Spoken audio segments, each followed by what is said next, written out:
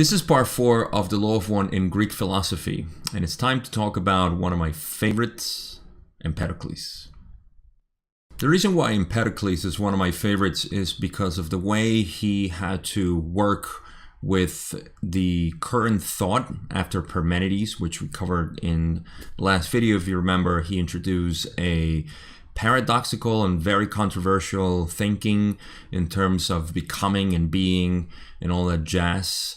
But Empedocles, after him, decided to give some sense to this, and he came up with really good points. Now, as we'll see in this video, this is where things started to get a little bit more outside of the spiritual, but Empedocles was still somebody who was very spiritual, and we're going to see that in the slides that I have when I talk about the bullet points that I have on him, and I'm going to highlight just a couple of things. Now remember, this is not a class of Greek philosophy. I am by far not a scholar in philosophy, or not even close on Greek philosophy. I'm just getting all these points that I see within the Law of One, which is the one thing, the one material that I do get into really deep, and all the parallels that are within the Law of One model. So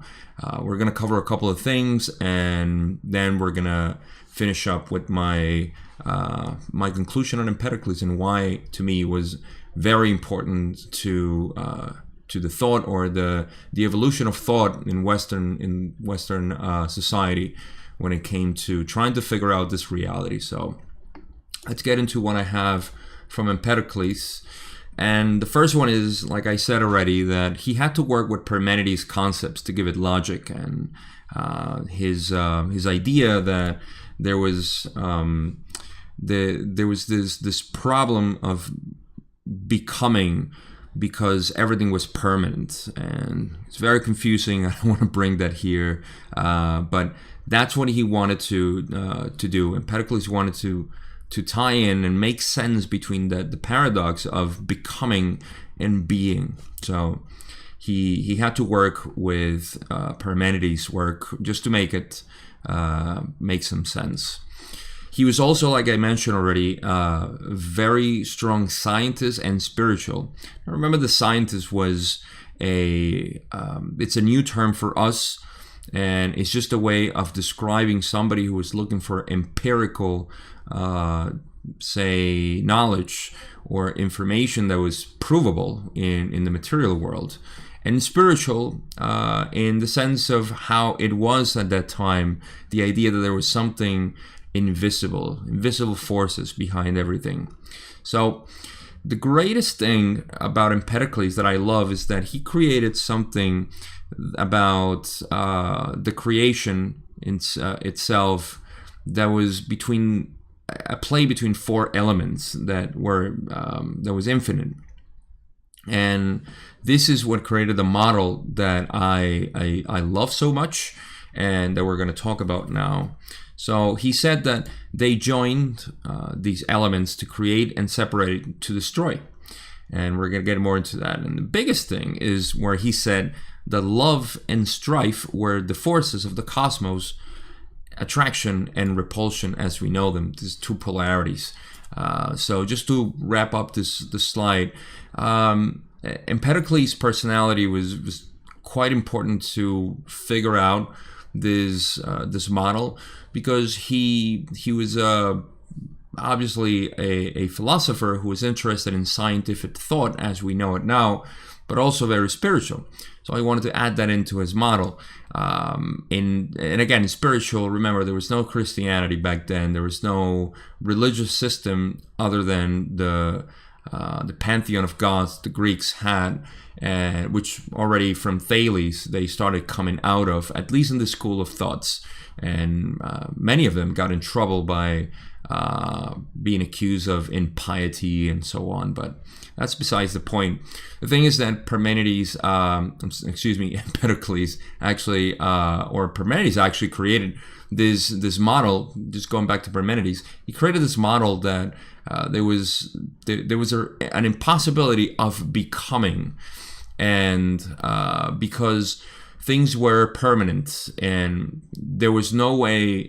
And again, this is just my idea, my opinion, that Parmenides took it too serious when it came to rationalizing the possibility of something becoming out of nothing, and he took it too literal.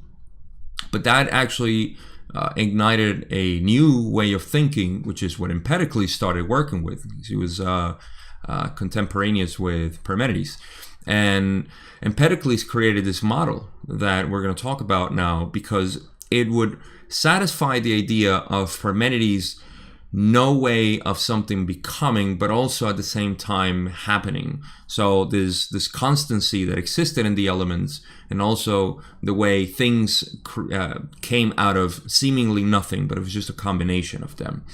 And that's where his model says that it created, these elements got together to create and separated to destroy, which makes a lot of sense. So huge credit for that part in his model. And then the part that I love the most is the energy. Well, he actually didn't call it energy, but he said that love attracted things and strife separated them. So these were forces in the cosmos, invisible forces, because love and strife are not something that we can measure empirically. We can only measure by our mental ideas of what love and strife is. But love, in a sense, and this is something it's provable, in our existence, attracts things, and then strife just separates them. So those were the two forces that were working together to create this model. And to me, it makes a lot of sense, especially now, since we know that love is that vibration that attracts things together, and that creates harmony and creates coherence, whereas hate, and not only hate or strife or depression, sadness, and so on, they create a disturbance within the waveform of what we know of this reality. So really, really on point Empedocles here. So let's go and talk about the model that Empedocles had. And he said, first of all, there was an eternal battle of the creation, and that it was in 4 stages between love and strife. As he said, these were the two forces guiding everything. And now we're going to go into the elements. The elements were the particles, if you will, that created and separated to, or got together and separated to create things. So the 4 stages were as follows. The first stage was the rule of love, where everything was together and nothing really happened or existed. This is really familiar to the idea of, and this is where I find it so fascinating, because it goes kind of parallel to the Hindu thought of the creation, where this is the point of infinity, where everything in our law of one model, we know that infinity, as it is, everything is together, but nothing happens or exists, because infinity hasn't become aware of itself. So in this first stage, love is everything that there is inside of this infinity. And now in the second part is where we start creating the world. And this is where strife, Empedocles said, the advance of strife created a world. And it's important to emphasize the part where it says a world, because this is just a world that can manifest out of the beginning, or the advance of strife pulling away from love all these elements, and the elements starting to form together and create a reality that can be perceived and can be seen as separate, as we know as well in the law of one. This is the awareness of the creator, if you know the principles of, or the first laws, or distortions as Ra calls them. They are awareness of itself, free will, love, and from there everything started being created. So this is the second stage that Empedocles was talking about. Of course, not as sophisticated as we now know it in the law of one, but very, very similar, and it created a world. So this is the second stage. Now, for the third stage, he said that this was the rule of strife, where everything was separated. And this separation just destroyed, in essence, everything. And then the fourth stage was the advance of love.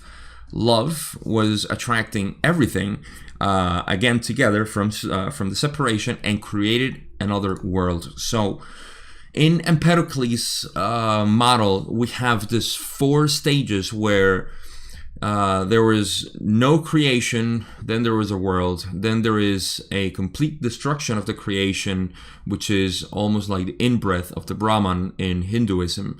And that's where the destruction creates the possibility of a new world, which is the fourth stage in Empedocles, where the advance of love once again just starts moving to attract all those things together and create another, say, pole of the tide, and creates a new world. So there are two possible worlds in Empedocles' model, and that has to do with, again, the two forces that are acting in the cosmos. So this is, to me, the beauty of Empedocles' model, the way it describes everything being created through love and strife, which is really what this reality is. You know, it's a polarity.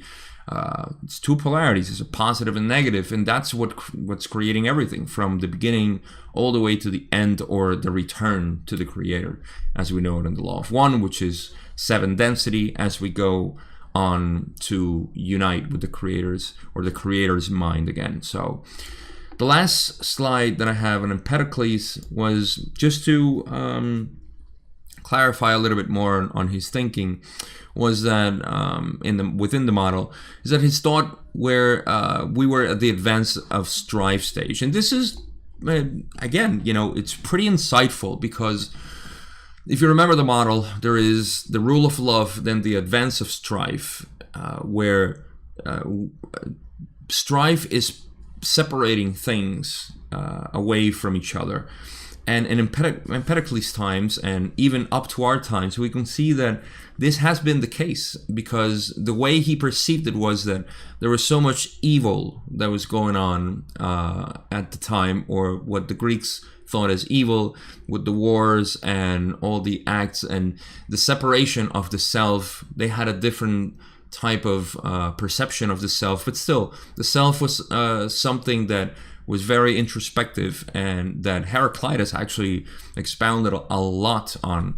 And you know, that culture, that society they were living, they Empedocles thought that we were at the advance of strife because of all the evil things that were happening, and so on. So again, very insightful from Empedocles on this.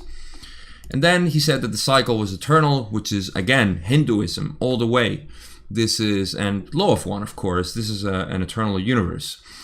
And then he said, which is really, really fascinating from a Greek philosopher, that he said that humans were divine fallen creatures capable of apotheosis, which means that we were on the path of recovering our divinity. And lastly, he would say, well, he also remembered his past lives, and he was quoted to say, "I, an immortal God, no longer a mortal, wander among you," which denoted, again, his spiritual orientation, and perhaps one of the reasons why he was able to have these, what we call now, downloads, this channeled information, if you will, too, by the law of one model. And this is the influence that he got, because he was very spiritual, and in a way he knew that we were divine creatures that were fallen. This is something that, again, you know, it's nothing new, but to believe it and to feel it is something different back in those days, where there was so much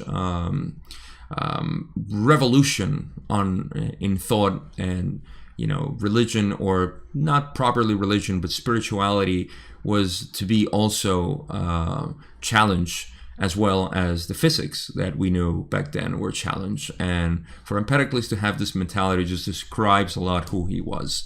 And this model that he created, where he didn't leave out humans as part of it. He said that we were just divine creatures that we're looking for apotheosis, which is the ascension basically of the self. And he already considered himself an immortal God, which is pretty accurate once again with the thinking of the law of one, where we are just incarnations of a spirit that was in essence created by the one creator, which is us, all of us, matter, humans, angelic beings.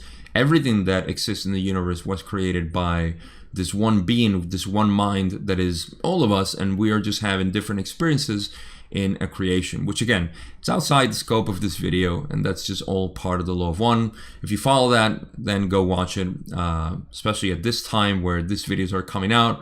Other videos have come out in the law of one, specifically talking about intelligent infinity, which is the best way we can describe God or the creator here. So that's all I got for Empedocles. In the next one, we're going to wrap up with Democritus and Anaxagoras, which are the last ones that we're going to cover in terms of this series of Greek philosophy and law of one influence in it. And we'll finish with that, so I'll see you in that video. Thanks for watching.